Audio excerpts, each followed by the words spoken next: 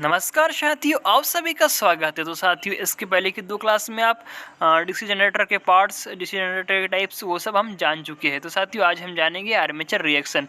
तो साथियों, जैसे कि आप सभी लोग साथियों लाइन अटेंडिंग की तैयारी कर रहे हो साथियों, तो ये उसके लिए बेस्ट क्लास रहने वाली, ठीक है। तो देखेंगे आज डीसी मशीन में आर्मेचर रिएक्शन क्या होता है, इसके टाइप्स क्या होते हैं, मतलब इसको कम करने के लिए क्या कर सकते हैं, किस टाइप से बढ़ता है, क्या होता है, घटता है, जो भी होता है इसमें सब हम जानेंगे, ठीक है।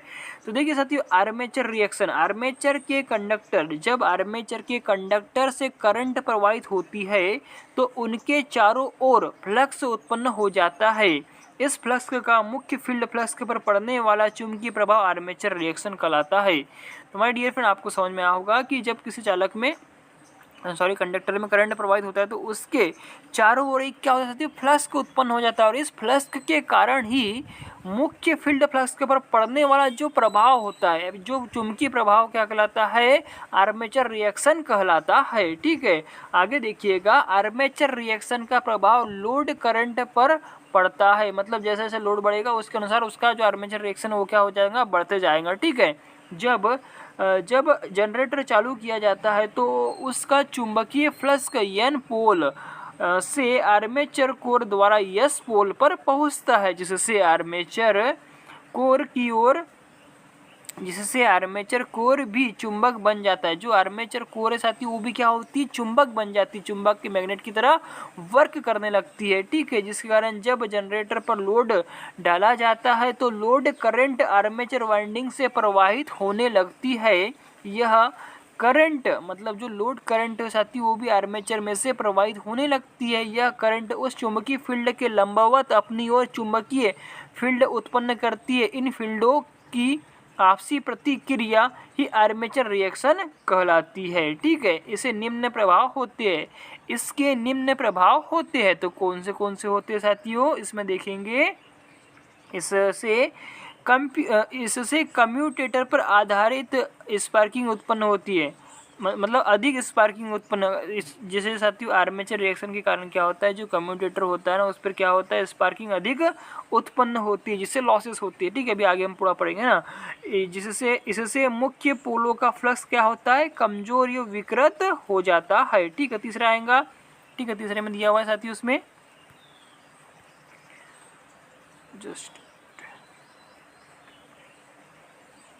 तीसरा क्या बोलना चाह रहा है साथियों, देखिए। इससे पैदा होने वाला विद्युत वाहक बल घट जाता है। जो इलेक्ट्रोमोटिव फोर्स क्या होता है साथियों, आर्मेचर रिएक्शन के कारण घट जाता है, क्योंकि वो फील्ड पोलों पे अपना प्रभाव डालता है, ठीक है।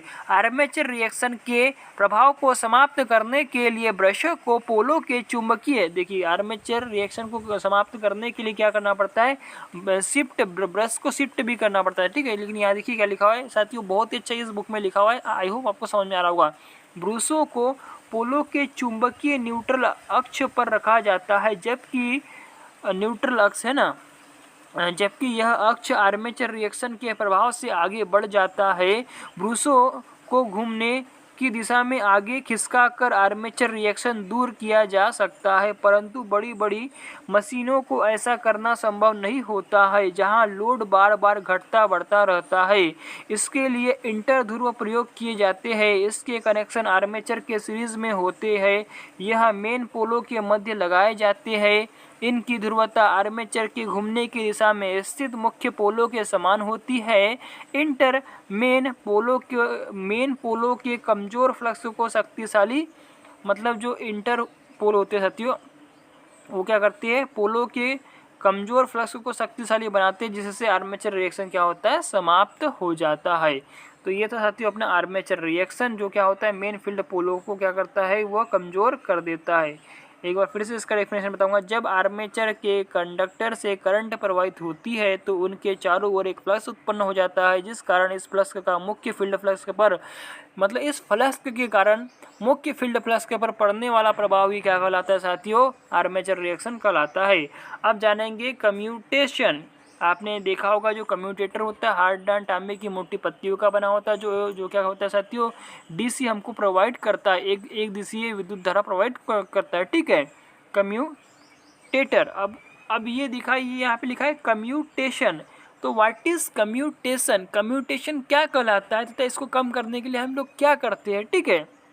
तो देखिए साथियों, आर्मेचर की करंट में होने वाले परिवर्तन को कम्यूटेशन करते हैं।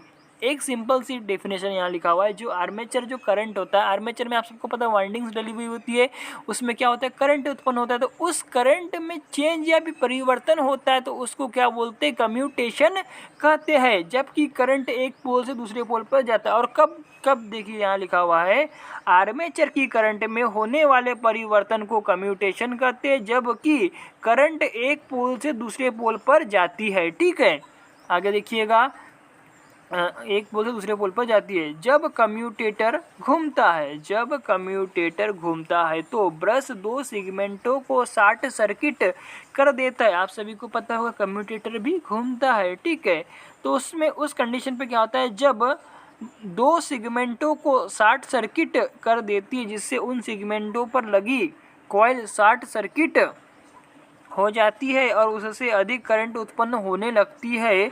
यह करंट स्पार्किंग के रूप में ब्रशों पर पहुंचती है। इस क्रिया को कम्यूटेशन कहते हैं, जिसके कारण क्या होता है साथियों, जो आर्मेचर में पैदा होने वाली करंट है ना, उसको क्या होता है, वो चेंज हो जाता है, परिवर्तित हो जाती है। ठीक है, आगे देखिएगा, इसमें लिखा हुआ है कम्यूटेटर पर लगे ब्रशों की स्थिति 21.28 में दिखाई गई है। आगे हम देखेंगे। ठीक है, कम्यूटेटर कम्यूटेटर एंटी क्लॉकवाइज दिशा में घूमता है और ब्रश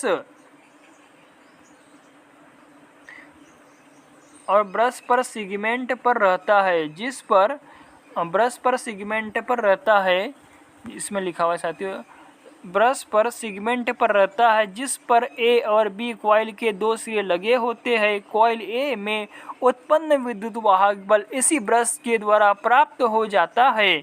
कम्यूटेटर आगे चलता है और ए व बी सेगमेंटों पर ब्रश आ जाता है और दोनों सेगमेंटों बी व शॉर्ट सर्किट हो जाते हैं, जिससे कॉइल बी शॉर्ट सर्किट हो जाती है और कॉइल बी में अधिक करंट उत्पन्न हो जाता है। यह करंट ब्रश पर जाने वाले यत्न करती है, परंतु उसी समय ब्रश आगे वाले सेगमेंट सी पर पहुंच जाता है और बी कॉइल की करंट ब्रश पर स्पार्किंग के रूप में पहुंच जाती है। इस प्रकार कॉइल में शॉर्ट सर्किट करंट विपरीत दिशा में जानी चाहिए, परंतु ए और बी कॉइल की करंट का अंतर स्पार्क के रूप में ब्रश पर पहुंचता है और करंट ए बी ब्रश तक पहुंचने का प्रयास करता है, जिस कारण चिंगारी उत्पन्न होती है, जैसे कि चित्र में यहाँ पे दिखा रहा है। मतलब साथियों, ये कॉइल होती है ना, ये एक साथ यहाँ पे देखिए, ये जो साथियों सॉरी, ये जो ब्रश होता है ना, अगर ये एक साथ दोनों के बीच में यहाँ पे देखिए, ये अगर टच होता है तो क्या होता है, ये स्पार्किंग उत्पन्न होगी, इसका आधा और इसका आधा, ए और बी को जब यहाँ टच करेगा तो यहाँ स्पार्किंग पैदा होगी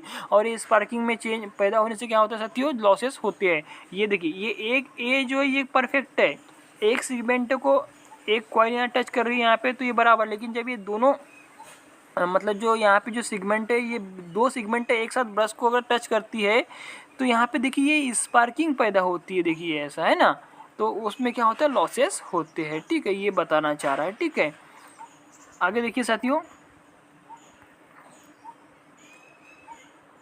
यहाँ पे लिखा है कम्यूटेशन एवं स्पार्किंग, है ना, ये सेगमेंट बना के दे दिए। आपको पता है जो कम्यूटेटर होता है वो हार्डन तांबे की मोटी पत्तियों का सेगमेंट के रूप में बना हुआ था तथा उनके बीच में जो इंसुलेशन भरा होता है साथियों वो माइका भरा हुआ होता है। एग्जाम की दृष्टि से इंपॉर्टेंट है, पूछा जाता है ना। आगे देखिएगा, कम्यूटेशन को समाप्त करने के लिए इंटर ध्रुव मतलब होता है इंटरपोल प्रयोग किए जाते हैं। यह कम्यूटेशन के समय विपरीत विद्युत वाहक बल उत्पन्न करता है, जिससे बी कॉइल में उत्पन्न अधिक करंट समाप्त हो जाता है। ठीक है, आगे देखिएगा, डीसी जनरेटर में बिना चिंगारी बिना स्पार्किंग के कम्यूटेशन प्राप्त करने की विधियाँ कौन सी मेथड कौन सी यूज़ की जाती है कम्यूटेशन को कम करने के लिए। तो देखेंगे साथियों, इसमें लिखा हुआ है, जैसे कि ये इंपॉर्टेंट है साथियों, पूछा जाता है कम्यूटेशन को कम करने के लिए कौन सी मेथड का यूज़ किया जाता है। Method of obtaining commutation without sparking. ठीक है, तो यहाँ लिखा हुआ है साथियों, जैसे कि आप देख पा रहे, डीसी जनरेटर में चिंगारी स्पार्किंग उत्पन्न होती है, सभी को पता है। बिना चिंगारी के कम्यूटेशन प्राप्त करने के लिए निम्नलिखित दो विधियाँ प्रयुक्त की जाती है। कौन सी विधियाँ? नंबर 1 है पहला इंटरपोल मेथड, है ना। तो जनरेटर में मेन पोलों के अतिरिक्त मेन पोल जो होते हैं, फील्ड पोल जो होते हैं, उनके अतिरिक्त इंटरपोल लगा देने से कम्यूटेशन नहीं होता और जनरेटर बिना स्पार्किंग के कार्य करता रहता है। यह आर्मेचर के सीरीज में कनेक्ट होते हैं। इसके लगने से ब्रशों को बार बार खिसकाने की आवश्यकता नहीं होती।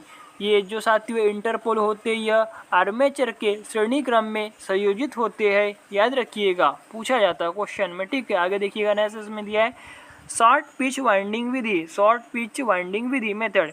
इसके लिए वाइंडिंग का घेरा एक पोल के फील्ड से कुछ कम रखा जाता है। ऐसा करने से शॉर्ट होने वाला कॉइल या वाइंडिंग पास पास नहीं रहती है और साथ ही उनके मध्य की वाइंडिंग में विपरीत दिशा में होकर, आगे देखेंगे साथियों, होकर करंट प्रवाहित होता है। इस करंट के प्रवाह से वाइंडिंग का प्रवाह उत्पादन कुछ कम होता है, जिससे स्पार्किंग काफ़ी कम हो जाती है। ठीक है, आगे लास्ट है ना, उच्च प्रतिरोध वाले ब्रशेस का प्रयोग करके, मतलब कि अगर वहाँ कॉपर के ब्रश लगे हुए हैं तो वहाँ पे आप कार्बन ब्रश, ग्रेफाइट के ब्रश लगा दीजिए। ठीक है, तो यहाँ पे लिखा आएगा, देखिए साथियों, इसके अतिरिक्त हाई रेजिस्टेंस के ब्रश लगाकर भी चिंगारी समाप्त की जा सकती है। कॉपर के स्थान पर ग्रेफाइट कार्बन के ब्रश प्रयोग किए जाते हैं।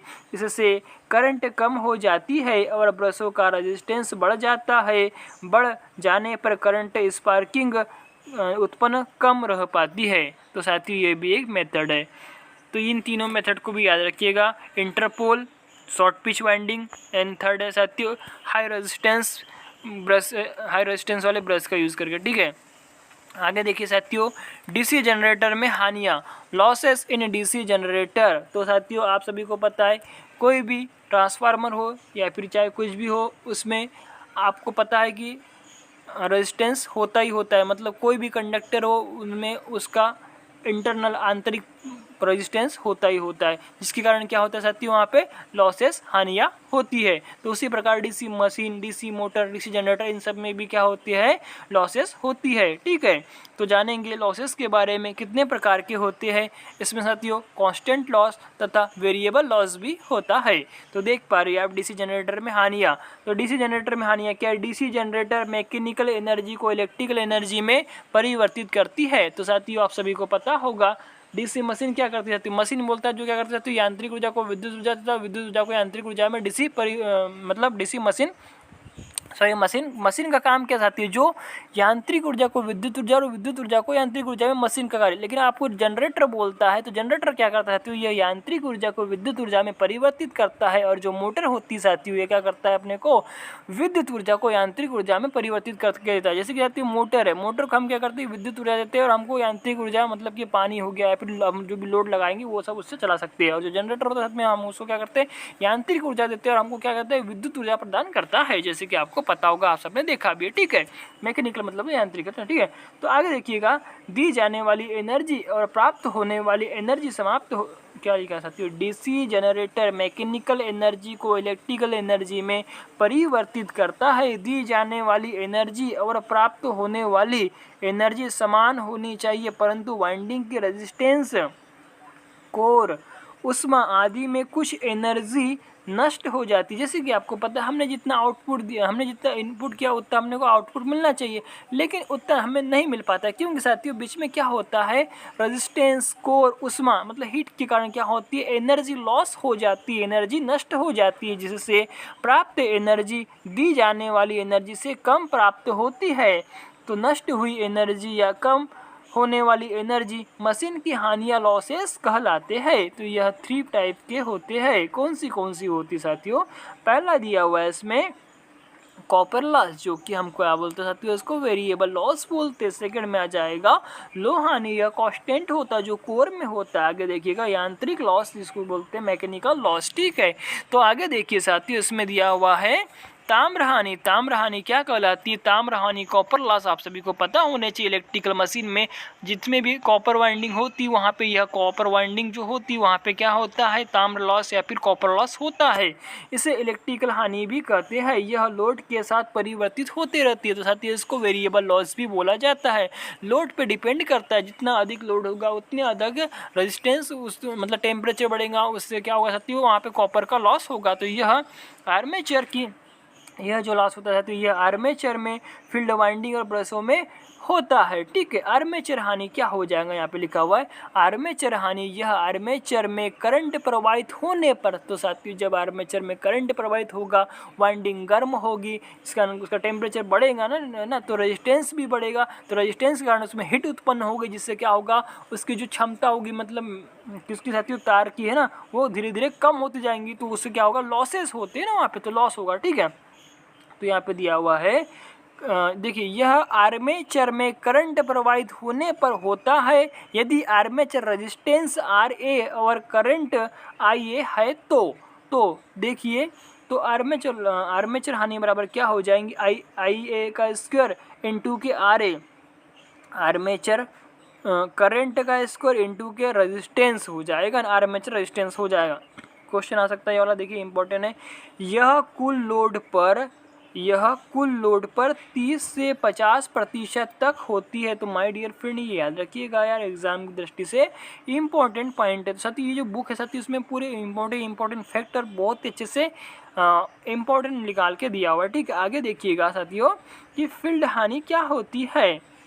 आप सभी ने देखा होगा जो पोल होते हैं ना, फील्ड पोल होते हैं, पोल्स होते, वहाँ पे एक फील्ड वाइंडिंग लपेटी हुई जाती है, गुंडी हुई जाती है, मतलब फ्रेम फार्मर के बाद निकाल के बाद वहाँ पे क्या होता है? फील्ड वाइंडिंग लपेटी जाती है। वो भी काय की होती है? कॉपर की होती थी। ये हानि तो जो फील्ड वाइंडिंग होती है सीरीज फील्ड वाइंडिंग होती है, शंट फील्ड वाइंडिंग होती है। तो ये हानि शंट फील्ड और सीरीज फील्ड और इंटरपोल में भिन्न भिन्न होती है। ठीक है, इंटरपोल साथियों आर्मेचर के श्रेणी क्रम में जोड़े जाते हैं, ये भी याद रखिएगा। तो यदि शंट फील्ड की रेजिस्टेंस RS, शंट फील्ड मतलब RS हो जाएगा, RSH मतलब शंट फील्ड का रेजिस्टेंस और शंट का करंट ISH है, तो नेट लॉस क्या हो जाएगा साथियों?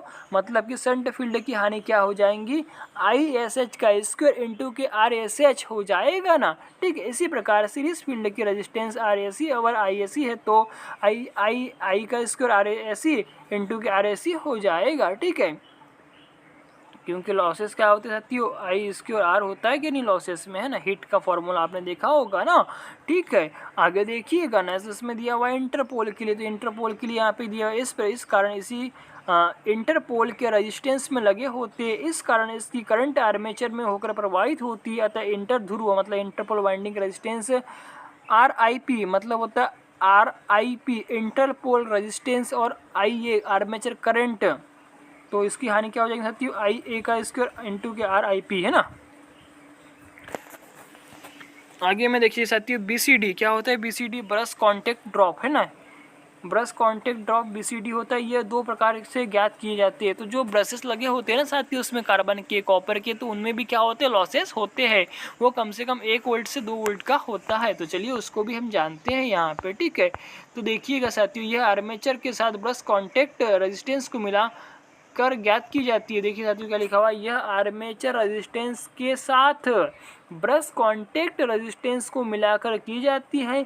कार्बन और ग्रेफाइट के ब्रश प्रयोग करने पर प्रति ब्रश तो आप सबको पता है एक कम्यूटेटर में साथियों उसके आजू बाजू 2 ब्रश लगे हुए रहते हैं, 2 कार्बन ब्रश लगे हुए रहते हैं। तो एक प्रति ब्रश कितना है? 1 वोल्ट, है ना। तो 1 + 1 बराबर क्या हो जाएगा साथियों? 2 वोल्ट हो जाएगा ना। तो यहाँ दिया प्रति ब्रश 1 वोल्ट का, और मेटेलिक ग्रेफाइट का अगर बना हुआ है तो प्रति ब्रश 0.25 वोल्ट का वोल्टेज ड्रॉप सभी लोड पर लिया जाता है। जनरली यहाँ पे बताया गया है। अगर कार्बन का है तो 1 + 2 हो जाएगा, 1 वोल्ट + 2 वोल्ट। और क्या है साथियों इसमें दिया मेटेलिक ग्रेफाइट ब्रशों का दिया होता है 0.25 वोल्ट प्रति मतलब 0.2 वोल्ट वोल्टेज ड्रॉप सभी लोड पर लिया जाता है। ठीक है, आगे देखिएगा साथियों कांस्टेंट लॉस लो हानि, ये क्या होता है? कोर में होती है। कोर आप सभी को पता होगा, जो आर्मेचर कोर होती है साथियों, लेमिनेटेड सिलिकॉन स्टील की बनी हुई होती है। तो इसमें जो सिलिकॉन की मात्रा कितनी होती है साथियों, 4 से 5% होती है। तथा इसको साथियों हिस्टेरिसिस लॉस को कम करने के लिए इसमें क्या करते हैं, हम सिलिकॉन की मात्रा को मिलाते हैं तथा इसको लेमिनेटेड इसलिए किया जाता है ताकि जो इसकी ईडी करंट लॉस हो साथियों उसको क्या किया जा सके, कम किया जा सके। तथा इसको पतली पतली पत्ती के रूप में पतली पटलित पत्तियों के रूप में बनाया जाता है। तथा इसकी थिकनेस कितनी होती है साथियों, सिलिकॉन की थिकनेस साथियों, आर्मेचर कोर की थिकनेस होती है 0.35 से लेके 5 mm तक होती है। तो ये साथियों एग्जाम की दृष्टि से इंपॉर्टेंट रहता है, ये आपको याद ही रखना है। आगे देखिएगा कि लोह हानि आयरन लॉस यह आर्मेचर और फील्ड के कोरों में होती है। यह 2 प्रकार की होती है। अब लोह हानि बोला है ना, तो ये काय में होगी भैया, आयरन लॉस जो होता है यह कोर में होता है। तो यह आर्मेचर और फील्ड के कोरों में उत्पन्न होता है। तो प्रश्न स्पेशली दिया गया है, देखिए हिस्टेरिसिस होने के कारण हिस्टेरिसिस हानि कहते हैं और ईडीकरण होने के कारण इसको ईडीकरण हानि बोलते हैं। यह सामान्यतः 20 से 30% तक होती है। ठीक है, आगे देखेंगे साथियों मैकेनिकल लॉस क्या होता है, यांत्रिक हानि क्या होती है। तो मैकेनिकल लॉस ये होता है, इसमें निम्न हानियां होती है।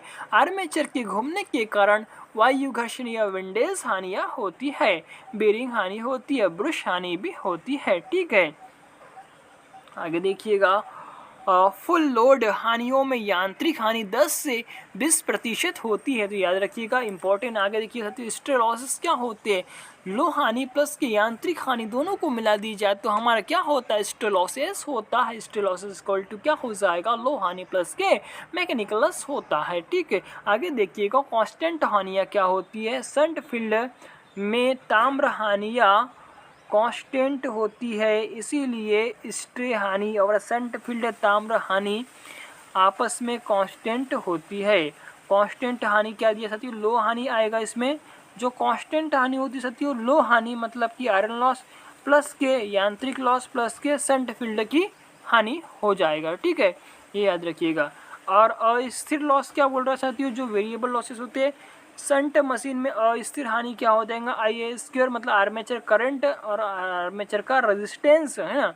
कंपाउंड सीरीज में अस्थिर हानि IA² इंटू के RA प्लस के IAC इंटू के RAC, ये फॉर्मूला याद रखिएगा, ये होता है अस्थिर हानि। ठीक है, और कुल हानियाँ बराबर क्या हो जाएगा साथियों, कुल हानियाँ बराबर कांस्टेंट हानि प्लस के अस्थिर हानियाँ होगी। अब डीसी जनरेटर की इफिशियंसी को भी देख लेते हैं क्या बोलना चाह रहा है। ठीक है, डीसी जनरेटर में दी जाने वाली कुल मैकेनिकल पावर इलेक्ट्रिकल पावर में परिवर्तित नहीं होती है, अपितु इसका कुछ भाग हानियों में नष्ट हो जाता है, जैसे कि आपको अभी हमने थोड़ी देर पहले बताया इसमें। ठीक है, तो उत्पन्न electrical power is equal to क्या होगा, मैकेनिकल पावर माइनस के लो हानि व यांत्रिक हानि जो लॉसेस होते हैं। ठीक है, तो साथियों आगे इसका नष्ट देखते हैं, जैसे कि आप देख पा रहे हैं इसमें उत्पन्न इलेक्ट्रिक पावर में भी ताम्र हानि होती है। इस कारण प्राप्त इलेक्ट्रिक पावर बराबर उत्पन्न इलेक्ट्रिक पावर माइनस के ताम्र हानि। ठीक है,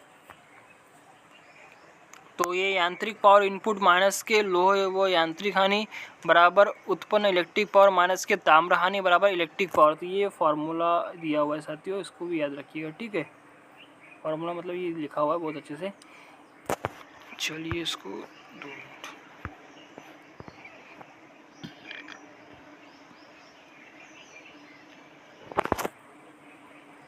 तो साथियों ये यांत्रिक पावर बराबर चलने वाले इंजन की BHP break horse power into के 735.5 वाट दिया हुआ है।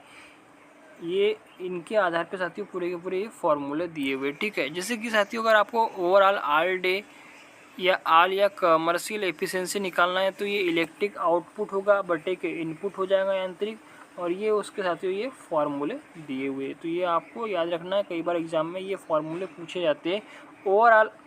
ओवरऑल या कमर्शियल एफिशिएंसी के लिए दिया हुआ इलेक्ट्रिक, ये एफिशिएंसी का सिंबल है, ये कमर्शियल है, इलेक्ट्रिक पावर आउटपुट अपॉन के यांत्रिक पावर इनपुट। तो ये इलेक्ट्रिक पावर आउटपुट तो ये V और I मिलता है अपने को, वोल्टेज करंट मिलता है। और यांत्रिक पावर में हम मैकेनिकल पावर जो देते रहती है BHP मतलब किसी घुमाएंगे ना ब्रेक हॉर्स पावर इंटू क्या आ जाएगा 735 HP का इसमें 735.5 या फिर 746 हम ब्रिटिश में। जैसे कि आपको पता होगा ना, एक HP बराबर क्या होता है साथियों, 746 वाट होता है, काय में, ब्रिटिश में होता है। और एक HP बराबर मीट्रिक में क्या हो जाएगा, 735.5 वाट होता है। ये भी याद रखिएगा, एग्जाम में बहुत बार पूछा जा चुका है भी क्वेश्चन, ठीक है। और ये इलेक्ट्रिकल इफिशियंसी की जब बात बताएंगे तो साथियों इलेक्ट्रिक, ये हम आउटपुट तो ऊपर हमेशा रहता है और इनपुट नीचे में रहेगा। तो देखिए इलेक्ट्रिक पावर आउटपुट में V और I देंगे, और इलेक्ट्रिक इनपुट में देखिए ये E दिया हुआ है और I C दिया हुआ है, ठीक है। अब फिर उसके बाद में साथियों यांत्रिक इफिशियंसी, ये इसका भी यहाँ पे फॉर्मूला लिखा हुआ है, ठीक है। तो साथियों ये याद रखिएगा यार, एग्जाम में पूछा जाता है ना, ये तीनों फार्मूले में से कोई भी एक फार्मूला पूछा जा सकता है, ठीक है। आगे देखिएगा, वोल्टेज रेगुलेशन इन जनरेटर। तो जनरेटर का वोल्टेज रेगुलेट करने के लिए फील्ड वाइंडिंग के सीरीज में रेगुलेटर लगाया जाता है। यह रियोस्टेट अर्थात वेरिएबल रेजिस्टेंस होता है। इस रेजिस्टेंस को कम या अधिक करके वोल्टेज को क्या कर सकते हैं भैया, हम रेगुलेट कर सकते हैं। तो आइए देखते हैं यहाँ पे इन्होंने कैसे किया हुआ है। ये देखिए इसका डायग्राम बना हुआ है साथियों। आपको याद रहना चाहिए कि सीरीज में लगाएंगे तो क्या होगा, और समांतर मतलब कि पैरेलल में लगाएंगे तो क्या होगा। अगर देखिए साथियों शंट जनरेटर में शंट वाइंडिंग के सीरीज में रियोस्टेट लगाया जाता है।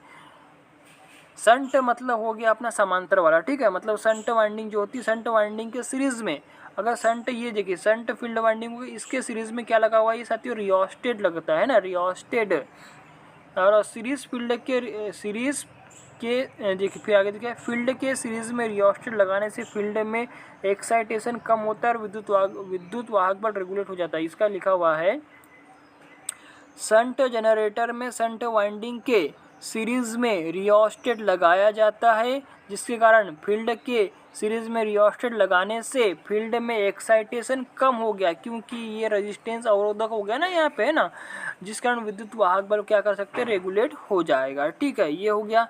अब सेकंड देखिए साथियों उन्होंने क्या किया है, अगर सीरीज जनरेटर में सीरीज वाइंडिंग के समांतर में, ये देखिए ये लगा हुआ है, में रियोस्टेट लगाया जाता है तो इसे डाइवर्टर कहते हैं। ये देखिए याद रखिएगा साथियों, अगर सीरीज फील्ड वाइंडिंग है उसके समांतर क्रम में हमने रियोस्टेट लगा दिया तो उसको हम क्या बोलेंगे, डाइवर्टर कहते हैं। तो डाइवर्टर के कारण सीरीज फील्ड की करंट रेगुलेट होती है और विद्युत वाहक बल भी रेगुलेट हो जाता है। डाइवर्टर के हटाने पर सीरीज वाइंडिंग में अधिक करंट जाने लगती है और उसमें विद्युत वाहक बल अधिक मिलता है, ठीक है। तो ये भी याद रखिएगा, ये बहुत ही इंपॉर्टेंट है, ठीक है। आगे देखिएगा डीसी जनरेटर के यूजेस ऑफ डीसी जनरेटर। तो ये इंपॉर्टेंट है। देखिए साथियों आपको पता है डीसी जनरेटर के टाइप 3 टाइप होते हैं, सीरीज, शंट एंड कंपाउंड। तो पहला इसमें जनरेटर लिया हुआ है साथियों इन्होंने, सीरीज जनरेटर क्या होता है, व्हाट इज सीरीज जनरेटर। तो ये आपको मैंने डेफिनेशन इसका बता चुका हूँ। तो सीरीज जनरेटर का यूज़ कहाँ करते हैं, यह आर्क वेल्डिंग, यह देखिए यह आर्क लाइटनिंग और आर्क वेल्डिंग में, आर्क वेल्डिंग के लिए इसका प्रयोग किया जाता है तथा यह डिस्ट्रीब्यूशन सिस्टम में वोल्टेज बूस्टर के रूप के, वोल्टेज जो बूस्टर होता है ना, बूस्टर की भांति भी इसका यूज़ किया जाता है। तो ये हज़ारों बार क्वेश्चन एग्जाम में आ चुका है कि सीरीज जनरेटर का यूज़ बूस्टर के रूप में किया जाता है या नहीं किया जाता है। तो आपको बताना है कि भैया किया जाता है, यस किया जाता है, ठीक है। आगे देखिएगा नेक्स्ट आ जाएगा शंट जनरेटर, यह स्थिर voltage, shunt generator is a constant generator, क्योंकि साथ ही इसको आपको पता है इसका यूज़ बैटरी चार्जिंग के लिए भी किया जाता है। तो यह एक स्थिर वोल्टेज देता है और यह फील्ड रेगुलेट द्वारा एग्जिस्ट करने पर वोल्टेज में थोड़ा वोल्टेज ड्रॉप को भी होता है तथा यह सामान्यतः लाइटनिंग और पावर लोड के लिए प्रयोग किया जाता है। इससे बैटरी भी चार्ज की जाती है। मोस्ट इंपॉर्टेंट है, कई बार एग्जाम में पूछा जा चुका है। आगे देखिएगा थर्ड है, इसमें कंपाउंड मोटर है, मोटर दिया हुआ है साथियों, यहाँ पे कंपाउंड जनरेटर नहीं लिखा हुआ है, ठीक है। यहाँ वैसे तो कंपाउंड जनरेटर लिखना था, बाकी चलो यहाँ कंपाउंड मोटर लिख दिया है। यह वेरिएबल लोड जैसे कि ट्रैक्शन लोड के लिए प्रयुक्त होता है। फीडर में लंबी लाइन में प्रयोग होने वाले वोल्टेज ड्रॉप को कम करने के लिए यह भी प्रयोग किया जाता है। तो यहाँ पे जनरेटर आ जाएगा, ठीक है, जी आ जाएगा, ठीक है। आगे देखिएगा साथियों जनरेटर के दोष, जनरेटर ट्रबल्स है ना। तो क्या क्या होता है, तो जनरेटर वोल्टेज नहीं उत्पन्न करता, कम्यूटेटर पर स्पार्किंग अधिक होती है, जनरेटर गर्म हो जाता है। थर्ड है जनरेटर वोल्टेज नहीं उत्पन्न करता, इसके लिए निम्न कारण हो सकते हैं। ठीक है, तो पहला है फील्ड पोल पर रेसिड्यूअल मैग्नेटिज्म समाप्त हो गया होगा। आप सभी को पता है जो सेल्फ एक्साइटेड जनरेटर होते हैं उसमें रेसिड्यूअल मैग्नेटिज्म होता है, जिस कारण वह एक्साइटेड किया जाता है। आगे देखिएगा नेक्स्ट, इसमें ब्रशों का कांटेक्ट कम्यूटेटर पर ठीक से नहीं हो पा रहा है। अगर साथियों आपका जो ब्रश है तो आप सभी को पता होता है कम्यूटेटर ऐसा लगा हुआ होता है, ठीक है, और यहाँ पे क्या लगे हुए होते हैं भैया, ये ब्रश लगे हुए होते हैं। ठीक है, तो ये ब्रश का काम है क्या, हमको आउटपुट में विद्युत वाहक बल उत्पन्न करना। आउटपुट हम करंट लेते हैं ना इससे, ब्रशेस से, तो इस ब्रश का ये कॉन्टेक्ट पॉइंट यहाँ पे ये बराबर अगर टच नहीं है कम्यूटेटर को, तो हमको क्या होगा, विद्युत नहीं मिल पाएंगी ना। ठीक है, आगे देखिएगा, ब्रशों की स्थिति पोजीशन, अगर ये ब्रशों की जो पोजीशन है बराबर नहीं है तो नहीं होगा, गलत कनेक्शन होने पर नहीं मिलेगा, गलत कनेक्शन है। फील्ड आर्मेचर या रेगुलेटर में ओपन सर्किट है, तो देखिएगा ये अपना ब्रश हो गया, ये अगर यहाँ पे सीरीज फील्ड वाइंडिंग लगी हुई है तो इनका क्या होगा, अगर कनेक्शन प्रॉपर नहीं है तो भी क्या होगा, हमको सर्किट पूरा मतलब सर्किट में करंट नहीं मिलेगा। ठीक है, ब्रशों का दबाव ठीक नहीं होना, अगर ये ब्रश क्या अधिक एकदम भयंकर चिपका हुआ है, फिर चिपका ही हुआ नहीं है तो भी, ठीक है, तो ये सब मतलब जनरेटर वोल्टेज नहीं देता, तब ये सब कंडीशन हो सकती है। ठीक है, आगे देखिएगा, कम्यूटेटर पर स्पार्किंग होने के निम्न कारण हो सकते हैं। कम्यूटेटर के सेगमेंट ऊपर नीचे है, सेगमेंट जो होते हैं हार्डन तांबे की मोटी पत्तियों के कम्यूटेटर के सेगमेंट बने हुए होते हैं, तो ये ऊपर नीचे हो सकते हैं, इस कारण भी हो सकता है। कार्बन होल्डर शॉर्ट सर्किट हो सकते हैं। ठीक है, आगे देखिएगा, कम्यूटेटर गंदा है, आर्मेचर वाइंडिंग में कटाव है, ब्रशों पर दबाव अधिक है, ब्रशों के सिरे टूटे हुए हैं, कार्बन ब्रश न्यूट्रल स्थिति में नहीं है, इंटरपोल की ध्रुवता उल्टी है, आर्मेचर में अर्थ या शॉर्ट सर्किट है, मशीन पर लोड अधिक है। ठीक है, तो ये भी हो सकता है। ठीक है, आगे देखिए थर्ड इसमें आ रहा है, जनरेटर गर्म हो जाता है, इसके निम्न कारण हो सकते हैं। तो चलिए वो भी जानते हैं क्या क्या हो सकता है। कम्यूटेटर पर स्पार्किंग अधिक होगी तो जनरेटर अधिक गर्म होगा, बेरिंग खराब है, आर्मेचर या फील्ड कॉइल में शॉर्ट सर्किट है, मशीन पर लोड अधिक है। तो ये रहा आपका भैया तीनों की तीनों क्लास में आपका मैंने जो डीसी मशीन का जो जनरेटर चैप्टर था वो कंप्लीट कर दिया हो। तो साथियों आगे इसके हम लोग देखेंगे, कुछ क्वेश्चन यहाँ पे दिए हुए हैं। ठीक है, तो आगे साथियों देखिए ये मतलब इसके कम से कम 150 क्वेश्चन यहाँ पे दिए हुए। ठीक है, तो वो भी हम देखेंगे साथियों, है ना। तो बहुत इंपॉर्टेंट साथियों, जैसे कि पहला क्वेश्चन दिया हुआ है, यदि किसी चल कुंडली की अक्ष को चुंबकीय पुंज के समांतर रखा जाए तो उस कुंडली में प्रेरित विद्युत वाहक बल क्या होगा। अब इन्होंने कौन सी कंडीशन दी, अप्लाई की भी, समांतर मतलब था पहले, तो उस कंडीशन पे क्या होगा, वह शून्य होगा ना। हमने पढ़ा था, जब मैंने आपको यहाँ पढ़ा था तब बताया था।